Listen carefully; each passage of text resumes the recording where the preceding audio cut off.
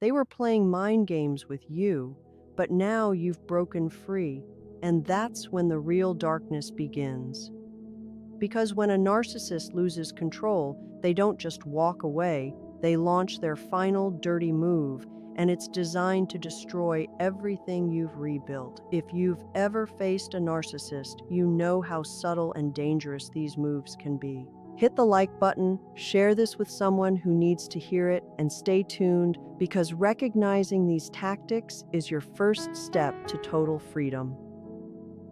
When a narcissist realizes they can no longer control you, their first instinct isn't to give up quietly. It's to strike where it hurts most, and that often means targeting your reputation. They begin a smear campaign, carefully crafting a narrative where you are the villain, the unstable one, the person everyone should distrust. It's subtle at first, an offhand comment to a mutual friend, a slight exaggeration of an event, a casual mention of something that happened years ago, but over time, it builds into a distorted picture designed to isolate you. They may spread half-truths or outright lies, knowing that doubt and uncertainty will work in their favor.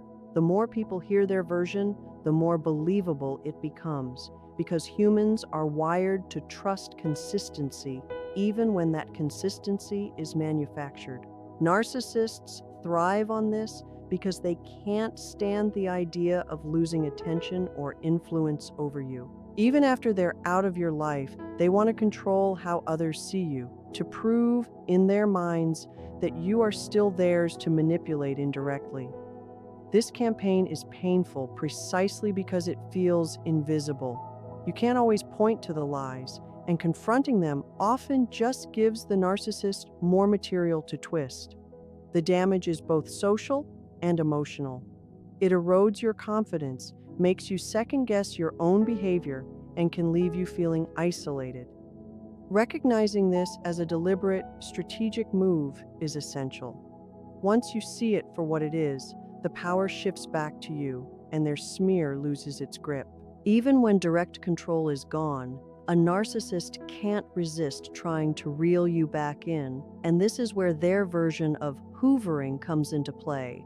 They may send a text that seems casual, an email that sounds concerned, or even a social media message that appears innocent, but every word is carefully crafted to pull at your emotions and test your boundaries. It's rarely about genuine care, it's about regaining influence. They might compliment you in a way that feels flattering, mention a shared memory to trigger nostalgia, or apologize vaguely just enough to make you question whether the separation was truly necessary.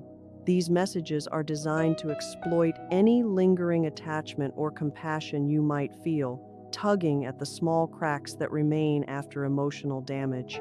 They want to see if they can provoke a response, and any reaction, anger, guilt, sadness, is a win for them. Even if you don't respond, the act of reaching out gives them a sense of power, a confirmation that you are still emotionally accessible. This tactic is subtle but dangerous because it can erode your hard-won boundaries, making you doubt your decision to walk away. The more you analyze or feel compelled to answer, the more energy and control you give them. Understanding that these friendly gestures are manipulative rather than genuine is crucial. Recognizing the trap allows you to remain unshaken, keeping your emotional distance intact and protecting the life you've worked to rebuild. When a narcissist can't control you directly, they often turn to one of their most insidious tools, weaponizing your vulnerabilities. Every insecurity, every mistake, every secret you may have confided in them or they discovered through observation is fair game in their mind. They know exactly which buttons to push to elicit fear, shame, or anger, and they exploit these weaknesses relentlessly. This might look like casually dropping a comment that cuts too close to home, sharing private information with others to humiliate you, or subtly reminding you of moments when you felt powerless. Their goal isn't just to hurt you in the moment, it's to destabilize your sense of self and make you doubt your own judgment.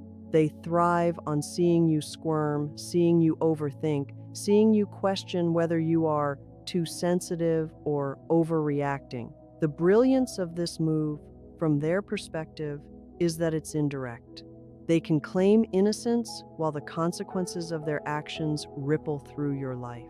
The more they can make you second-guess yourself, the more they maintain a form of invisible control. And even after you've removed them physically from your life, the emotional echoes of their manipulations can linger if you're not aware of what's happening. Recognizing that these attacks are deliberate rather than accidental is vital. Once you understand that your vulnerabilities are not weaknesses to be exploited forever, but rather areas to protect and reclaim, you strip the narcissist of their power. You take back control over how your past, your secrets, and your insecurities influence your present and future. A narcissist's apologies are rarely what they seem. When they realize they can't control you anymore, they may suddenly offer what looks like remorse, a gesture that on the surface appears sincere, a message saying, "I'm sorry," or an acknowledgement of past behavior. But these apologies are rarely about taking responsibility. They are a strategic tool designed to manipulate you emotionally.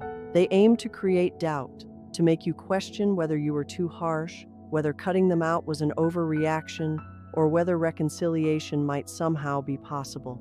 Often these apologies are vague, leaving out key details or avoiding accountability entirely, so that you are left filling in the gaps, wondering if perhaps you misjudged the situation. They may accompany guilt-tripping statements like insinuations that you are cold or unforgiving to pressure you into responding favorably. The subtle brilliance of this tactic is that it exploits your empathy and your desire for closure. You are tempted to forgive, to engage, to believe that change is possible, but every interaction serves their ultimate goal: control. Even if you respond cautiously, the narcissist can later reinterpret your words, twist your reactions, and use them to paint you as unreasonable or unstable. Recognizing this pattern is crucial because it allows you to protect yourself. Their apologies are not bridges, they are traps. By seeing them for what they are, you refuse to be drawn back into the manipulative cycle, preserving the boundaries you have fought to establish and keeping your emotional independence intact. When a narcissist can't control you directly, they often resort to provocation, carefully engineering situations designed to trigger an emotional response. They may post something on social media they know will bother you, comment through mutual friends, or drop subtle hints meant to stir jealousy, anger, or guilt. The goal isn't conflict for conflict's sake. It's to see you react, to make you lose your composure, and to gather evidence that you are unstable or over-emotional. Every reaction you have, no matter how justified, becomes fuel for their narrative, either to convince others you're difficult or to manipulate your own sense of self-doubt. The brilliance of this tactic is its invisibility. You often don't realize you've been maneuvered into a trap until after the damage is done. Narcissists thrive on this indirect control because it allows them to maintain a sense of superiority, even when they no longer have access to your life. They want to prove that even at a distance, they can provoke chaos and that you are still vulnerable to their influence. Understanding this dynamic is essential because it allows you to reclaim your power. Recognizing the provocation for what it is, a deliberate manipulation rather than a personal slight, shifts the control back to you. Instead of reacting emotionally, you can observe, disengage, and refuse to feed the drama. When you stop giving them the reactions they crave, their power evaporates, leaving them frustrated and powerless while you maintain your peace and independence. When a narcissist realizes they can't control you directly, they often turn to triangulation, pulling others into their manipulative web to regain influence.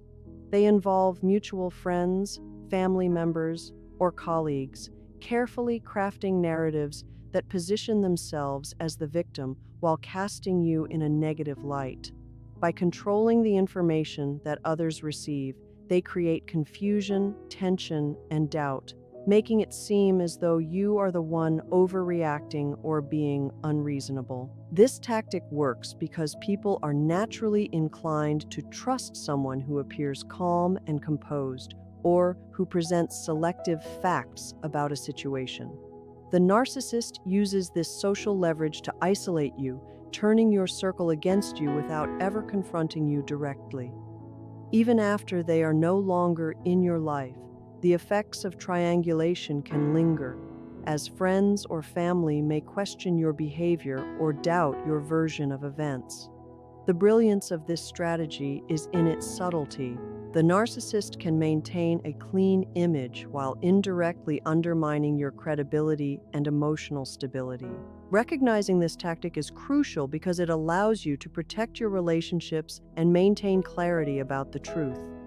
By refusing to be drawn into their manipulative narratives, staying calm, and communicating directly when necessary, you strip them of the power they sought through others. Understanding that triangulation is a deliberate strategy rather than a reflection of reality gives you the ability to disengage, safeguard your social connections, and prevent further manipulation, leaving the narcissist powerless in their final attempts to control your life. When a narcissist can no longer control you through emotional or social means, some escalate to legal or financial manipulation, using systems and structures to exert influence when personal access is gone. They may threaten lawsuits, enforce contracts in overly aggressive ways, or leverage shared finances to create pressure, stress, or fear. Even small, calculated financial moves, delaying payments, contesting shared assets, or using money as a tool to provoke anxiety can serve as their final attempt to maintain control. The goal isn't fairness or justice, it's leverage. By creating situations where you must respond, negotiate, or defend yourself, they hope to drain your energy and force you back into their orbit, even indirectly. These actions are deliberate, designed to exploit vulnerabilities and provoke emotional reactions that reaffirm their sense of power. Narcissists understand that money, legal systems, and obligations carry weight, and they exploit them as weapons to regain a foothold in your life. Recognizing these tactics is crucial because it allows you to respond strategically rather than emotionally. Setting firm boundaries, seeking professional guidance when needed, and refusing to engage on their manipulative terms strips them of the control they crave. Understanding that these maneuvers are not personal failures on your part, but calculated moves designed to provoke and intimidate empowers you to protect yourself, maintain your independence, and prevent them from using external systems as a way to continue their influence. By anticipating their strategy, you reclaim the power they sought to steal. When a narcissist loses control over you, one of their final tactics is to portray themselves as the victim, a move designed to manipulate your circle and reclaim emotional leverage. They may share carefully curated stories with friends, family, or colleagues, casting themselves as misunderstood, mistreated, or wronged, while subtly implying that you are the one at fault. This strategy is psychologically powerful because it taps into people's natural empathy. Others may begin to question your actions, your intentions, or your judgment, leaving you isolated and frustrated. The narcissist's goal isn't reconciliation. They aren't seeking understanding or resolution, but to shift attention away from their behavior and onto your supposed failings. Even after they've exited your life, this tactic can echo through your social or professional circles, creating doubt and tension that you have to navigate. Recognizing this ploy is essential because it helps you maintain perspective and resist being pulled back into their manipulative orbit. When you see the self-victimization for what it truly is, a strategic maneuver to provoke guilt, sympathy, and indirect control, you can disengage emotionally and focus on your own well-being. By refusing to validate their false narrative, you deny them the leverage they seek, leaving their attempts to manipulate powerless. Understanding that their portrayal is a reflection of their need for control, not an accurate depiction of reality, empowers you to stay grounded, protect your reputation, and continue moving forward free from their influence. You've seen it: the smear campaigns, the hoovering, the weaponized secrets, the false apologies, the provocations, the triangulations, the legal manipulations, and the self-victimization. Each move is calculated, precise, and designed to make you doubt yourself, to make you feel small, to make you think that leaving them meant losing control. But here's the truth: their final dirty moves only work if you give them power. The moment you recognize the pattern, the manipulation, the carefully crafted lies, you strip them of the influence they crave. Freedom isn't just walking away physically, it's reclaiming your emotional independence, your sense of worth, your life untainted by their games. You do not need to explain yourself, defend yourself, or fix them.